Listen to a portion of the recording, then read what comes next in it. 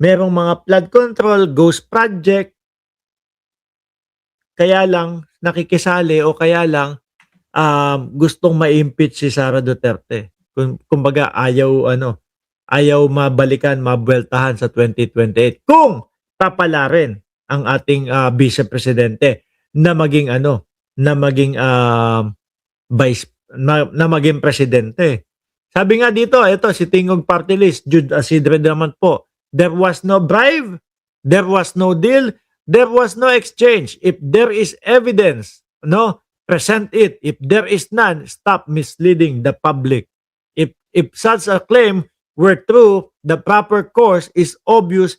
File the appropriate case, present evidence and probe in the proper forum. Parang yung kay Toby Chanko naman ho kasi mga boss, parang lagi na lang ano dakdakan na lang din po ang mga pinagsasasabi. Yung yan ang style na pang-marites ho talaga mga kababayan. Sabi ni Olive Belandres, dapat si PBBM nag-iingat sa pagpili ng mga i-appoint, mostly nakukuha niya traidor. Sabi ni Dukha ng Cereza Force, lahat magnanakaw pero yung garapal ibunyag nyo. Daming kuda ni Lustay. Ng banta at ayaw sumagot na naman. Na naman? Pajulit-julit sa pambabanta. O eto, yung huli natin mga bossing, no? Kay Rodante Marcoleta, mga kababayan. Nako, papaparty na si Marcoleta siguro ho, mga bossing. Bakit? O ayan. Ay, hindi pa ito. Sorry.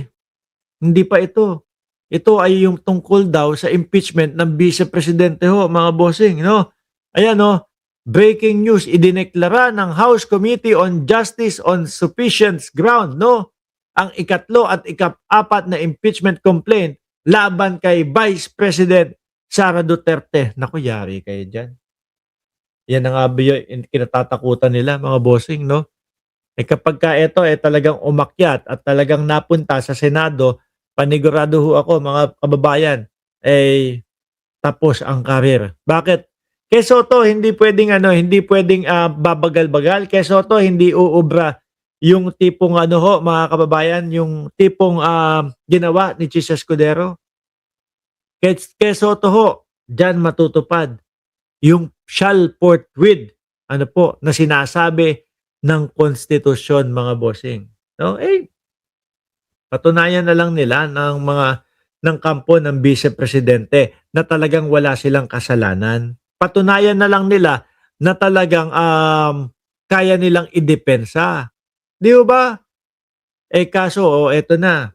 Malapit na po yang mangyari. Yung pagpapatunay at pagtatanggol ng mga abogado ni Sara Duterte sa kanya. Kailan daw po? Kasi meron ng mga dates. Initial dates for VP Sara Duterte's impeachment hearing. No? Sabi dito, the House Committee on Justice Chairperson Jervil Luistro announced the initial dates for hearing proper on the impeachment case of Vice President Duterte. The chair announced the predetermined schedule of our hearing proper. This include March 25, agad-agad na, April 14, April 22, at April 29. These are the initial dates for our hearing proper. Pagdating naman sa Senado, mga kababayan, ang sabi naman ni Soto, bubuksan daw po ang Senado Monday hanggang Friday para daw po doon sa impeachment ng ating Vice Presidente ho, mga bossing. At bukod dyan, may isa pa pong masaya. Si Rodante Marcoleta, mga bossing, no? Ewan ko, siguro ngayon, pwede na ho siguro yung kahit na ikaw hindi mo sinunod yung sose mo,